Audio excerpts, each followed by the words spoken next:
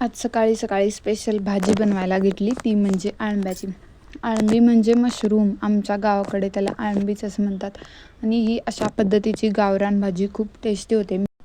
मी काय अळंबी खात नाही, त्याच्यामुळे मी कधी टेस्ट केली नाही, पण सगळी तर म्हणतात की खूप छान होते. तर चला तुम्हाला दाखवते की कशा पद्धतीने बनवतात ही भाजी.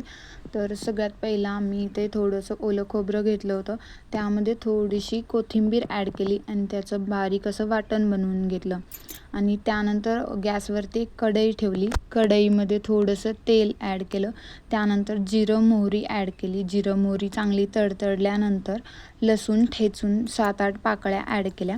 नंतर त्यामध्ये लांब चिरलेला एक उभा मोठा कांदा ॲड केला आणि तो व्यवस्थित असा परतून घेतला. त्यानंतर त्यामध्ये ॲड केले टोमॅटोसुद्धा लांब चिरून घेतले होते. त्यानंतर टोमॅटो मऊ पडण्यासाठी त्याच्यामध्ये मीठ घालायचं असतं, त्यामुळे लवकर टोमॅटो मऊ पडतो आणि चांगला शिजतो. तर मी चवीनुसार मीठ ॲड केलं. त्यानंतर हळदी पावडर ही विकतची आहे, याचा कलर थोडा डार्क नाही आहे, त्यामुळे थोडी जास्त ॲड केली. आणि त्यानंतर घरगुती लाल तिखट ते ॲड करून घेतलं आणि तेल सुटेपर्यंत असं व्यवस्थित असं याला परतून घेतलं. आता यामध्ये जे वाटण बनवलं होतं खोबऱ्याचं ते ॲड करून घेतलं आणि त्यालासुद्धा व्यवस्थित असं मिक्स करून घेतलं. यालासुद्धा असंच थोडा वेळ ठेवून द्यायचं. यालासुद्धा चांगलं तेल सुटेपर्यंत शिजू द्यायचं.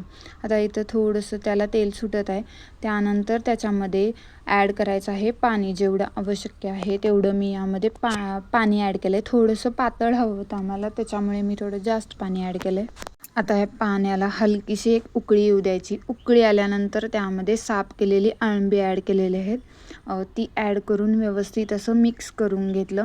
2-3 मिनटं हलवून घेतलं. मशरूम मसाल्याची ग्रेव्हीवाली भाजीसुद्धा मी शेअर केलेली आहे, तोसुद्धा व्हिडिओ जाऊन नक्की चेक करा आणि या पद्धतीने सुद्धा एकदा नक्की बनवून पहा, खूप छान होते टेस्टला. आता याच्यावरती झाकण ठेवून 15-20 मिनटासाठी चांगलं शिजू दिलं, कारण ती पावसाळ्यात भेटणारी अळंबी लवकर शिजतात, ही शिजत नाही, त्यामुळे ही झणझणीत अशी भाजी तयार झालेली आहे. तर या खायला.